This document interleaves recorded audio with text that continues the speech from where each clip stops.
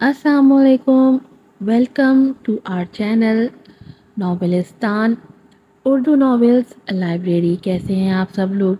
उम्मीद है सब ठीक ठाक होंगे, खैरियत से होंगे और हमारे नॉवेल्स को एंजॉय कर रहे होंगे। आज आपके लिए लेकर आई हूँ शहरक सीज़न 2 की एपिसोड नंबर 2। ये रात आपको बता दूँ, रात 2:30 बजे मैं एक व्यूअर की जो है ना रिक्वेस्ट पे इसको बना रही हूँ। उसके इतने मैसेजेस आए थे कि मैं मजबूर हो गई कि मैं ना लेट नाइट ये एपिसोड डब कर रही हूँ। आपके लिए करी हूँ जिनको मैंने मैसेज का रिप्लाई किया था। ये एक बहुत ही सिंपल सी कहानी है लेकिन लोगों को बहुत पसंद आई है। और इसमें कोई मार धाड़ नहीं है, कोई जो है ना रूड हीरो नहीं है जो बेल्टों से मार रहा है, सिगरेटों से जला रहा है, पसलियाँ तोड़ रहा है। एक बिल्कुल बेचारा एक शरीफ सा हीरो है जिसको जो है ना मरवा ने अपनी उंगलियों पे नचाया हुआ है। ना वो उससे पहले कभी काबू में आई थी और ना अभी दिख रहा है कि वो साइम के काबू में आएगी। मैं तो कहती हूँ साइम जैसा पार्टनर अल्लाह मियां सबको दो, सबको दे। जो मरवा को झेल सकता है वो पाकिस्तान में किसी भी लेडी को झेल सकता है। चलें जल्दी से चैनल को सब्सक्राइब कर दें, वीडियो को लाइक कीजिएगा, शेयर कीजिएगा, बेल आइकन को ज़रूर प्रेस कीजिएगा ताकि तमाम एपिसोड की नोटिफिकेशन आपको वक्त पर मिल सके। नॉवेल है शहरक, राइटर हैं अनीता, सीज़न 2 एपिसोड नंबर 2। निकाह नामा झूठा भी बन सकता है, उसके लिए निकाह करना जरूरी नहीं है। ये कहते ही मरवा ने अपना रुख दूसरी तरफ कर लिया था। बैठे बिठाए उसके सर पर मुसीबत आन पड़ी थी। अगर झूठा बन जाता होता तो मुझे तुम्हारी मिन्नतें करने की जरूरत नहीं थी। अच्छा ठीक है, तो मैं जाके सबको सच बता देता हूँ। साइम ने भी जान छुड़ाने वाले अंदाज में बात कही। रेहान के भाई की बातें साइम के दिल में चुभी थी। वो उसे मुंह तोड़ जवाब देना चाहता था। नहीं, ऐसा कुछ भी नहीं करना, देखो हमारी जिंदगी तबाह हो जाएगी। आयशा साइम से इल्तिजा कर रही थी क्योंकि अगर सच सामने आता तो गलती सरासर आयशा की थी। अब उसे जान के लाले पड़ गए थे। वो कदम उठाती मरवा के पास आई। अब कमरे में बस साइम, असगर, आयशा और मरवा थे और ये चारों हकीकत से वाकिफ थे। देखो साइम ठीक कह रहा है, आयशा ने उसके कान में कहा था। मैं सच बता दूंगी। मरवा कोई भी राज रखने के मूड में नहीं थी। वो चीखती हुई जाके चेयर पर बैठ गई।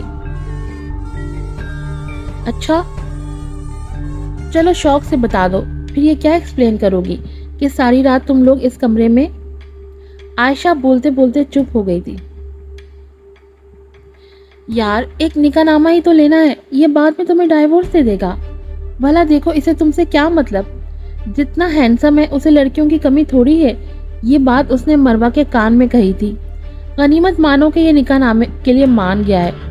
आयशा ने साइम की पर्सनालिटी देखते हुए मरवा को कहा और घुटनों के बल जमीन पर बैठ के उसने मरवा के हाथों को अपने हाथों में लिया।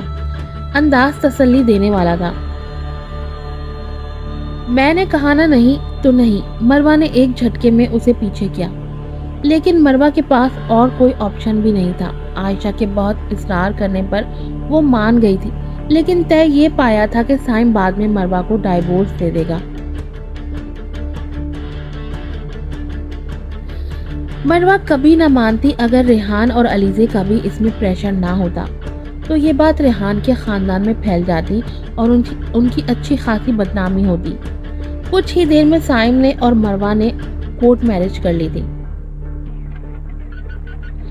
चलो मुझे डाइवोर्स दे दो, निकाहनामा तो बन गया ना, अब डाइवोर्स दे दो, मरवा ने निकाहनामे की तरफ इशारा करते हुए कहा। उसने गाड़ी में बैठते ही एहतजाज शुरू कर दिया था।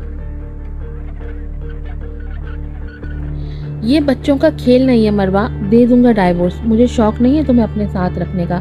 वैसे भी मैं कनाडा वापस जा रहा हूँ। पता नहीं कौन सी मनहूस घड़ी थी जब वापस आया। वो बहुत स्पीड से ड्राइव कर रहा था। उसकी नज़र मुसलसल सामने रोड पर थी। आस्तीनों को फोल्ड किया हुआ था। शाम में एक दफा फिर पंचायत लग चुकी थी। साइम तो हमारे पास कुछ छोड़ने की गर्ज से आया था। वो अब उसके निकाह में थी, लेकिन वो किसी किस्म की जबरदस्ती नहीं कर सकता था। वो अब अपने इसी हाल में खुश था जिस हाल में वो था। देखो, अब तुम दोनों का निकाह हो गया है। अच्छा होगा कि मरवा को तुम अपने साथ ले जाओ। तुम दोनों की वजह से आगे भी बहुत कुछ बर्दाश्त कर चुके हैं और बर्दाश्त नहीं करेंगे। हारून का लहजा सख्त था। अलीज़े के हाथ में निकाहनामा था और वो तो कुछ बोल ही नहीं पा रही थी, जैसे जबान हलक से खींच ली हो। वो समझ नहीं पा रही थी क्योंकि उसे नहीं लगता था कि मरवा ऐसा कुछ कर सकती है। रेहान भाई, आप ये कैसे कह सकते हैं? मैं कहीं नहीं जाऊंगी। उसने एक नजर साइम और फिर रेहान को देखा। उसने ब्लैक शॉर्ट फ्रॉक पहनी थी, दुपट्टा गले में था और बाल खुले हुए थे। देखो, तुमने उसके साथ निकाह किया है। तुम अब साइम की जिम्मेदारी हो, हमारी नहीं। और हम ये जानने में कोई इंटरेस्ट नहीं रखते कि निकाह क्यों और किस वजह से किया है। बस अब तुम्हारा निकाह हो गया है। अच्छा होगा तुम उसके साथ जाओ। अलीज़े, देखो ये क्या कह रहे हैं। मरवा को जब वहां से कोई उम्मीद नहीं मिली तो वो अलीज़े के पास आई।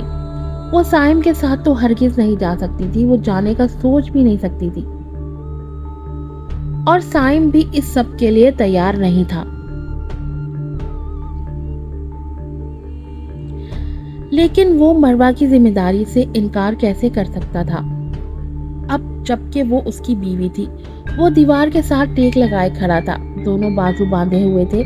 ग्रे कलर की शर्ट, नीचे वाइट जीन्स, फिर नीचे स्पोर्ट्स शूज। इससे पहले कि अलीज़े उसे कोई तसल्ली देती, रेहान ने उसका बाजू पकड़ा और वो दोनों कमरे में चले गए।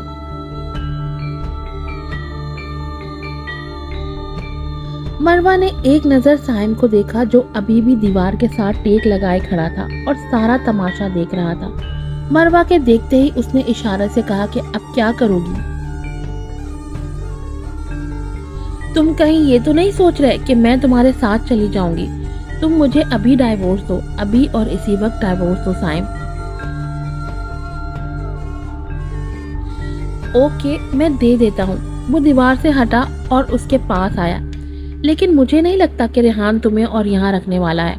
तुम्हारे लिए भी बेहतर यही है कि अभी के लिए मेरे साथ चलो, फिर तुम अपना फैसला ले लेना। मैं तुम्हारे साथ कहीं नहीं जा रही हूँ, मुझे यहीं रहना है। तुम जब भी आते हो मुसीबतें आती हैं, पता नहीं तुमसे कब जान छूटेगी मेरी।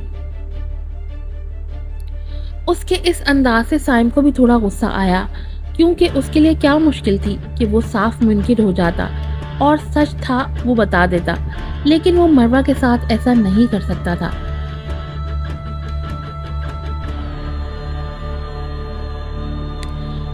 मैं तुम्हें अपने साथ रखना भी नहीं चाहता। मैं बता चुका हूँ कि मैं कल कनाडा वापस जा रहा हूँ और डाइवोर्स भिजवा दूंगा। ये कहते ही साइम वहां से निकल गया। मरवा ने एक लंबी सांस ली और वहीं पर बैठ गई, जैसे उसके सर से कोई बला टली हो, क्योंकि वो साइम को 5 साल पहले वाला साइम ही तस्वुर कर रही थी, जो मिन्नतें करता, उसे मनाता और अपने साथ ले जाता। लेकिन अब ऐसा कुछ नहीं हुआ था। उसने आराम से उसकी बात मानी और वहां से चला गया।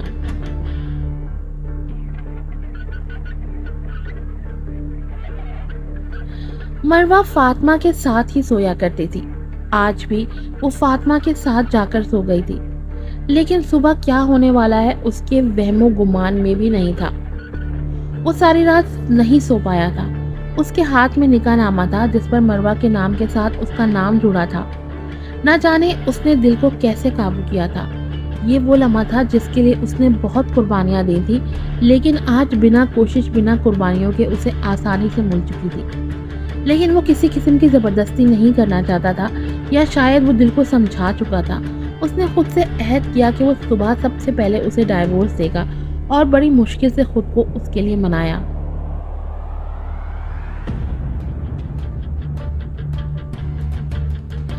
मरवा की जब आंख खुली तो अलीज़े और रेहान उसके सरहाने खड़े थे। मरवा, तुम साइम के साथ क्यों नहीं गई? उसके उठते ही अलीज़े ने सवाल किया। फातिमा को वो पहले ही स्कूल भेज चुकी थी। पूरे खानदान में बातें हो रही हैं। मरवा को खामोश देखकर उसने फिर से सवाल किया, और ये सवाल वो सिर्फ रेहान के डर से कर रही थी। अलीज़े को मौका ही नहीं मिला था कि वो पर्सनली उससे सवाल कर सके। देखो मरवा, अब तुम्हारी शादी हो चुकी है, तुम साइम की जिम्मेदारी हो। अच्छा होगा कि तुम चली जाओ, वरना तुम्हें बासित का पता है, वो पूरे खानदान में पता नहीं क्या क्या बातें बनाएगा, और हम पहले ही बहुत बदनाम हो चुके हैं। ये कहते ही रेहान बाहर की तरफ चला गया। वो साफ साफ लफ्जों में मरवा को जाने का कह कर गया था, और मरवा का उसके अलावा कोई ठिकाना नहीं था। मरवा अलीज़े को सवालिया नजरों से देख रही थी। अब मैं क्या करूं? मरवा, तुम्हें भी ये सब करने से पहले सोचना चाहिए था। आखिर तुमने साइम से निकाह क्यों कर लिया? तुम तो उससे नफरत करती थी ना। साइम डाइवोर्स के पेपर पर साइन करने ही वाला था कि उसका फोन बजने लगा। उसने पेन को टेबल पर रखा और फोन कान के साथ लगाया। मरवा अब तुम्हारी बीवी है, अच्छा होगा कि उसे अपने साथ ले जाओ, इससे पहले कि हम तुम्हारी बीवी को घर से बाहर निकाल दें। साइम ने फोन कान से उतारा और उसे बंद कर दिया। उसने रेहान को कोई जवाब नहीं दिया। उसका एक हाथ अब माथे पर था, परेशानी के बल गहरे हो चुके थे। उसने डाइवोर्स के पेपर वहीं रखे और बाहर निकल गया।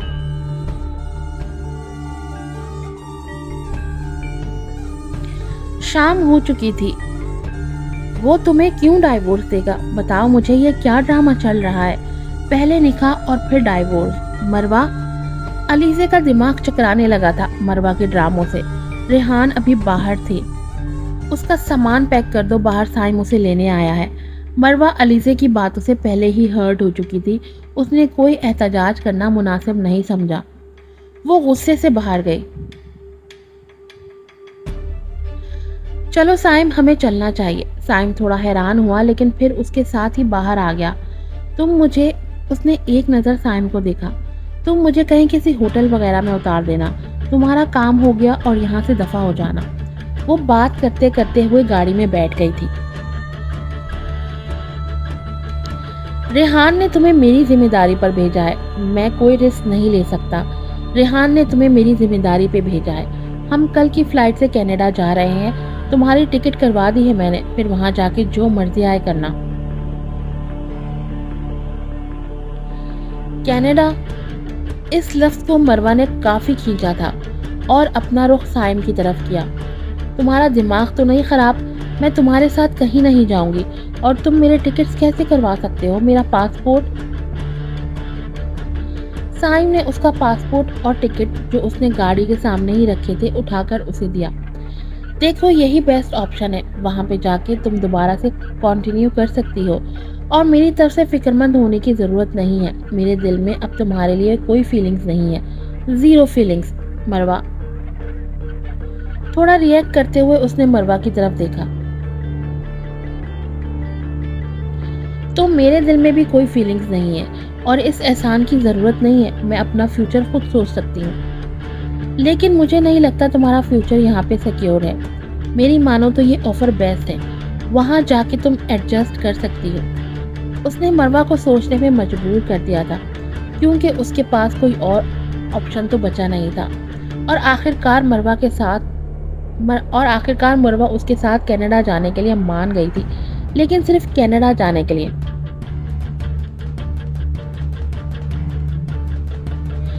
लेकिन वो अंदर से बहुत ही हर्ट हुई थी। अलीज़े फातिमा को वो कैसे छोड़ सकती थी, लेकिन अब उसके पास कोई ऑप्शन भी नहीं था। थोड़ी ही देर में वो एक होटल के सामने रुके। फ्लाइट कल की थी, तो उन्हें आज रात यहीं रुकना था। 1 रूम प्लीज। साइम ने अपनी आईडी और कार्ड काउंटर पर रखे और एक रूम बुक करने का कहा। एक रूम में मैं तुम्हारे साथ नहीं रहने वाली। मरवा ने उसकी बात सुनते ही अपना फैसला सुनाया। अच्छा ऐसा है तो फिर तुम भी अपना रूम बुक करवा लो। साइम ने रिसेप्शन से की ली और अंदर की तरफ जाने लगा। मरवा ने हाथ उसे रोकने के लिए बढ़ाया, लेकिन फिर नीचे कर लिया।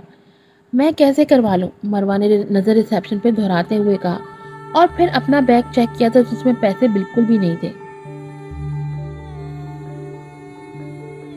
उफ! मरवा ने एक लंबी सांस ली और फिर सामने जाके वेटिंग हॉल में बैठ गए।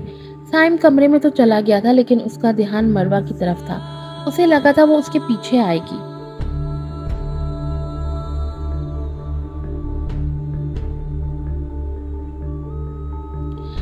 अलीज़े खाना खा लो, वो साइम के साथ है, दोनों ने निकाह किया है। तुम्हारी बहन ने तो कसम खाई है कुछ ना बताने की, और तुम उसके लिए ऐसे परेशान हो रही हो। रेहान के लहजे में गुस्सा था।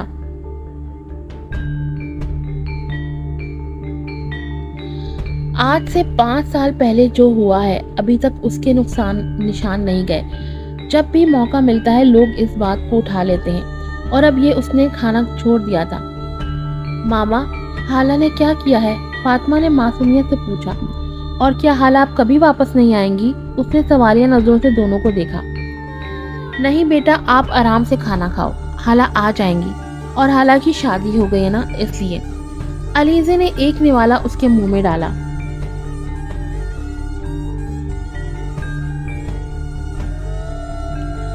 क्या हुआ, तुम्हें रूम नहीं मिला क्या? साइम थोड़ी देर में नीचे आया और उसके सामने टेबल पर बैठ गया। मरवा जो टेबल पर टांगे रखे बैठी थी, उसने टांगों को सीधा किया और उसे सवालिया नजरों से देखने लगा। ये होटल बहुत एक्सपेंसिव है, मैं अफोर्ड नहीं कर सकती, उसने मासूमियत से जवाब दिया। ओह, तो ये मसला है। तो क्या तुम्हें मेरी हेल्प चाहिए? इंसानियत की खातिर तो मैं कर ही सकता हूँ। उसने अपनी हंसी को बहुत मुश्किल से कंट्रोल किया था। तुम्हें लगता है मैं यहाँ पे तुम्हारी हेल्प के लिए बैठी हूँ? मैं यहीं ठीक हूँ। मरवा ने अपना रुख दूसरी तरफ कर लिया, जैसे अब वो उसके किसी सवाल का जवाब नहीं देना चाहती।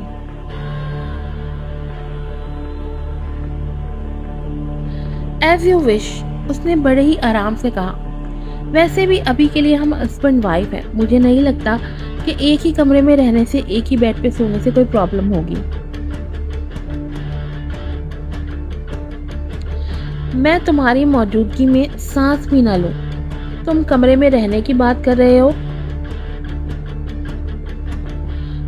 और मैंने कहा ना कि मैं ठीक हूं, अब तुम यहाँ से जा सकते हो।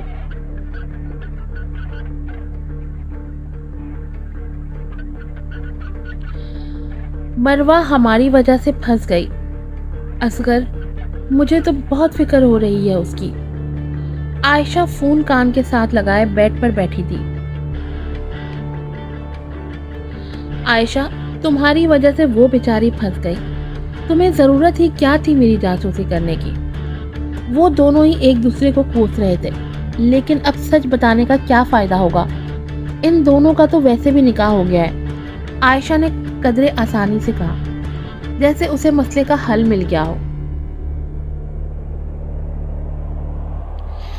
देखें, या तो आप रूम में चली जाएं या बाहर, आप यहाँ नहीं बैठ सकती।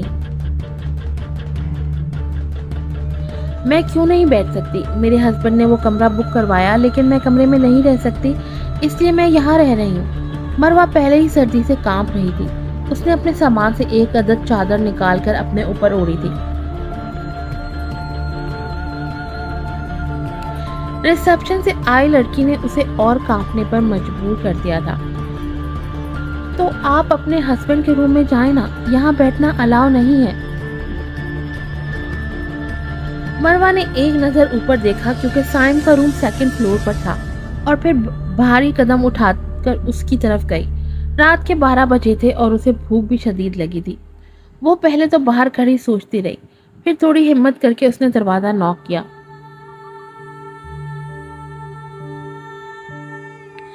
आ जाओ मरवा, डोर खुला है। मरवा सुनकर थोड़ी हैरान हुई, लेकिन फिर अगले ही लम्हे अंदर आ गई। साइम बेड पर बैठा लैपटॉप पे मसरूफ था, ऐसे जैसे मरवा के आने या जाने से कोई मसला ही नहीं, जैसे मरवा उसके लिए एक ऑर्डिनरी इंसान हो। उसने एक नज़र भी उसे नहीं देखा था, और ये बात उसे अंदर ही अंदर खटक रही थी, लेकिन वो बहुत थक चुकी थी।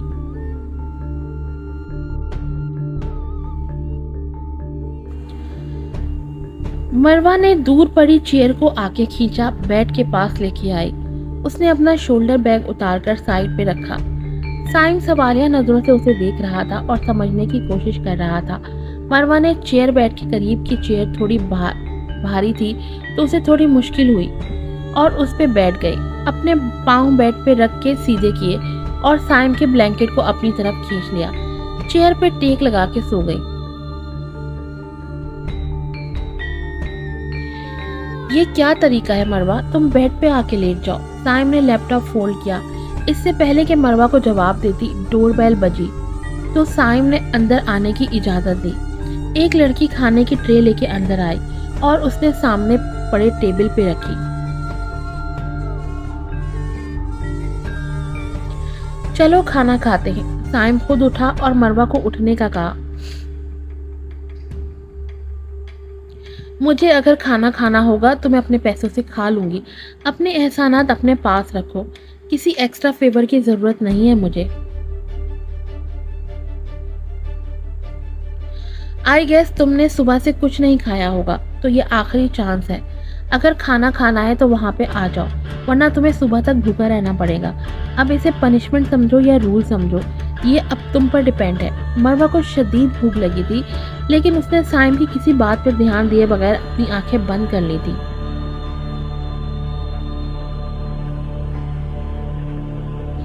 तो तुम नहीं खा रही हो मरवा? साइम ने फिर से सवाल किया। उसे फिक्र थी मरवा की, वो उसके बगैर कैसे खा सकता था। मैंने कहा ना मुझे नहीं खाना, और अगर जब खाना होगा तो मैं खुद खा सकती हूँ। मरवा का लहजा थोड़ा सख्त हुआ तो साइम भी अपने एटीट्यूड में वापस आया।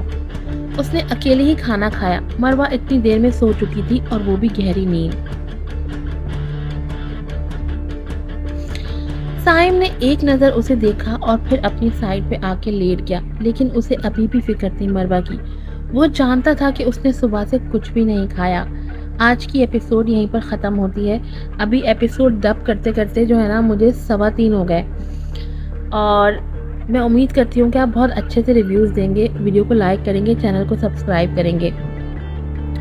मरवा ने तो खुद कसम से ज़िद कर दिया है, और ये होता है बीवियों का असली रूप। आप एक दफ़ा उसको छेड़ कर देखें, अगर नहीं उसने आखिर कर देनी है आपकी ज़िद करने की, तो आपने तो फिर अपना नाम ही बदल लेना है। कसम से जो मरवा को झेल सकता है वो बंदा दुनिया में किसी भी औरत को झेल सकता है, किसी भी बीवी को झेल सकता है। जितना मरवा ने तंग किया है साइम को, आप यकीन करें कोई भी नहीं बर्दाश्त करता जितना साइम ने बर्दाश्त किया है। मरवा बहुत बहुत खुशकिस्मत खातून है कि उसे साइम जैसा जो है ना हस्बैंड मिला है, साइम जैसा पार्टनर मिला है। आप लोग भी ना नमाज़ें पढ़ के अच्छी अच्छी दुआ किया करें, ताकि आप लोगों को भी साइम जैसा पार्टनर मिले जो आप लोगों को भी झेल सके। चलें, दुआओं में याद रखिएगा। फिर मिलूंगी आपसे नई एपिसोड के साथ। जल्दी से अच्छे अच्छे रिव्यूज़ दें वीडियो के नीचे, वीडियो को लाइक करें, शेयर करें, ताकि मैं जल्दी जो है ना आपको एपिसोड दूं। अगर इस एपिसोड पे आपने अच्छा रिव्यूज़ दिए तो मैं आज ही जो है ना, यानी ये तो आप लोगों को सुबह ही मिलेगी एपिसोड देखने को, तो मैं फिर शाम में भी एक और एपिसोड लगाऊंगी। फिर मिलूंगी आपसे, दुआ में याद रखिएगा। अस्सलाम वालेकुम।